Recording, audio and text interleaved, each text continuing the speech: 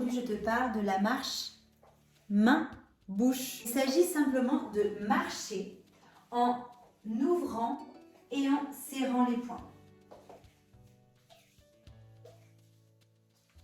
Une fois cette étape, on va pouvoir ajouter quelques petites subtilités. On va pouvoir réaliser la marche main-bouche en mettant la langue au palais. Vous allez voir, c'est pas si évident que ça. Déjà de marcher en serrant les poings et en ouvrant, c'est déjà pas simple. Mais ensuite de se concentrer sur la marche, les mains et la position de la langue en même temps, c'est encore moins simple. Faire à peu près une dizaine de pas en continuant bien le serrage de poings, l'ouverture, la marche et du coup la langue au niveau du palais. Deuxième étape, on va pouvoir faire la marche main-bouche sur place en fermant les yeux.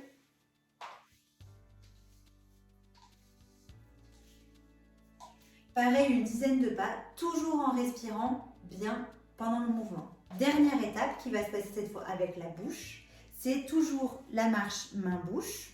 Donc je ferme et j'ouvre mes poings tout en marchant, cette fois en serrant les dents.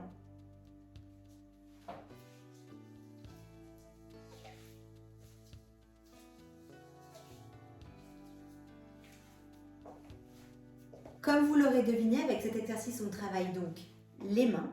On travaille aussi les réflexes archaïques des pieds, puisque nous marchons. Alors sur la vidéo, j'ai mes chaussures, mais en effet, si vous le faites pieds nus, c'est que du bénéfice.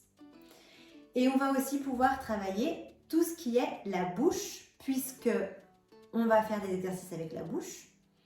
La petite variante en ayant les yeux fermés, c'est pour un petit peu se connecter à ses sensations, mais aussi faire preuve d'équilibre avec les yeux fermés. Vous vous doutez bien, on agit directement sur la dextérité et la motricité fine, mais également sur la capacité à lâcher prise, la confiance en soi, mais aussi au niveau du langage, avec la prononciation, le débit de parole, du coup une meilleure capacité à se faire comprendre.